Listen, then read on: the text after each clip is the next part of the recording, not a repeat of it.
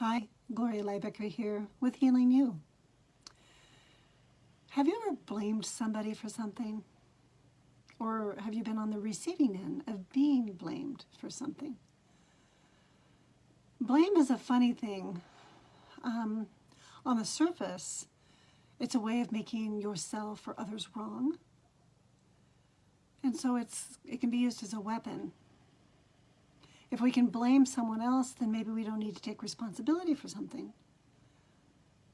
If we can blame ourselves, then maybe we can at least, come up with a reason as to why something is the way it is. It must be my fault. And it's a way that we have been conditioned in our world to use blame in this way, to imply wrongness in ourselves or others, or to criticize. But what do you think? I did a little exploration with this in a small group recently. And of course, well, maybe not of course, but I tend to look into my life in my relationship with my spouse because I spend the most time with him. And also, we have a very strong relationship of trust. That when I do these explorations, I share them with him and I receive his blessing. Before I share them with the world. But they're really about me and about what's happening in my internal world. He's just the lucky guy that gets to go along with me. So first I wanted to identify my blaming statement. And so what came up for me was, well, he's wrong because he goes out and he works at other people's places and does projects for other people, but he's not doing projects here for me. And I want him to do a project here for me until it's completed. And so when I think about him, and I'm thinking, is he doing this intentionally or is he abdicating choice about it? And I don't believe that he's doing this intentionally not to complete a project for me. I think he's really busy and he does it for a living, and so he's wanting to really take care of his clients. And he also likes to gift our adult children with building things for them. So when I take the time to sit with that, and I think, what am I trying not to mourn? Or what do I wish weren't true? And that slows me down a little. It's like, well, what I'm trying not to mourn is that I don't get to have more time with him.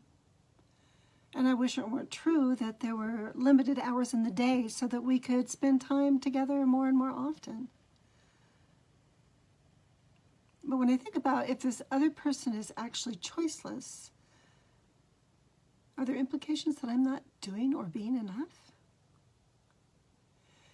And so part of it comes up, I'm like, well, I could communicate more clearly. I could make clear requests. I could have conversations and have more mutual understanding together.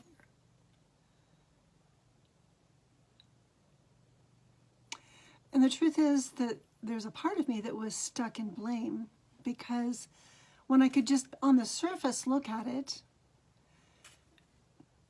then I could just say, well, he's just not doing it. And it's a way to take myself off the hook. But when I take responsibility for it, that I've not been choiceless up to this point. I've been unconscious. I haven't been paying attention.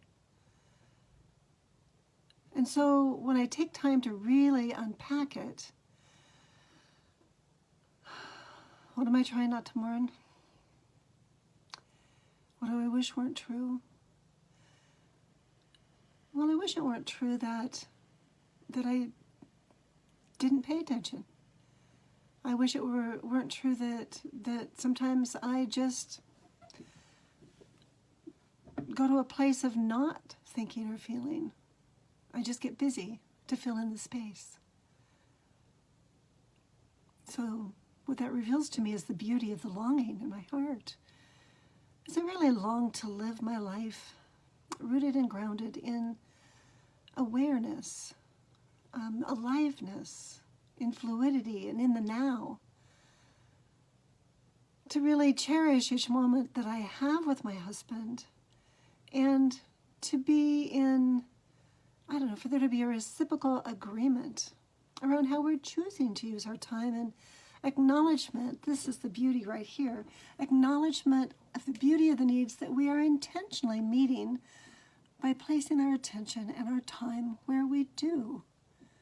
And also the beautiful longing to trust that there's enough time for everybody and to enjoy each moment while we are in it, to savor them.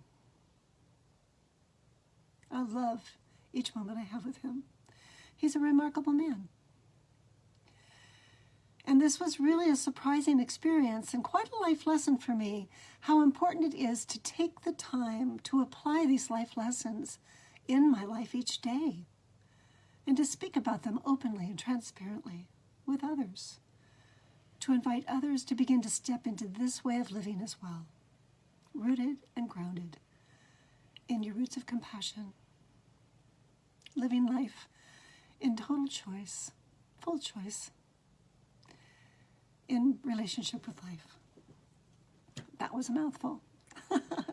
I hope this was meaningful for you and maybe a little inspiring. If you're interested in more of the practices that I practice, I invite you to reach out to me at healingyousanctuary.com.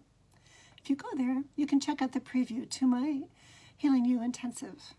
It's where we really begin to unpack all of the nuts and bolts of this way of being. Thanks for being on the journey with me today. Healing You.